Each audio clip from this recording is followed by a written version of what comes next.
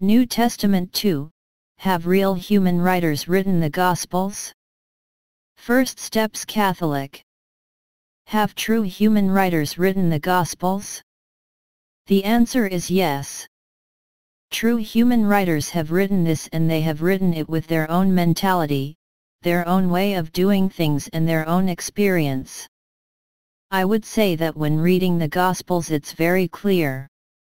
However, those who read the Gospels are often believers. So they know that there is also a divine author who inspired these people.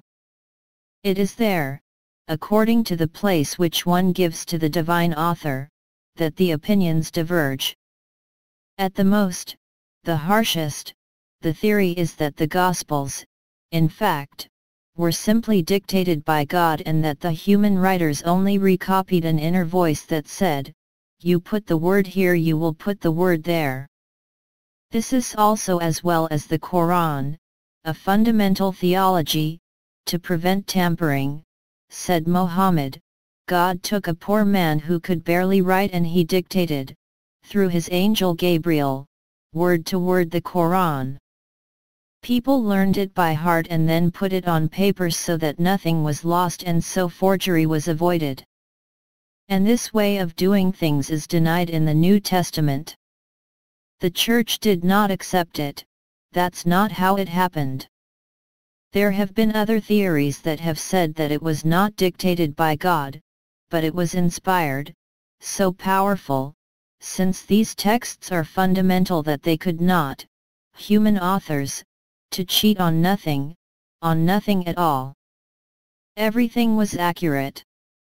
Not only the content, the doctrine of Jesus, but also the details of date, time, place, the scientific details too, and so there was, inside, as also in the Old Testament, for this theory there, complete infallibility. Well, the answer is no. This is not how it happens. And it can be easily proved by a few small details. For example, it is not in the Gospels but in the New Testament when St. Paul tells about his conversion on the road to Damascus. He said, "Some heard the voices, they heard the voice but they did not see the light." Another text says people saw the light but did not hear the voice that spoke to St. Paul. What does it manifest? It's a detail after all. Well, it shows that people have been so captivated, surprised by this story, that they have testified to it, that there have been divergent versions, as happens in all human testimonies. We study this well. If you show an accident to 15 people, they will not see the same details.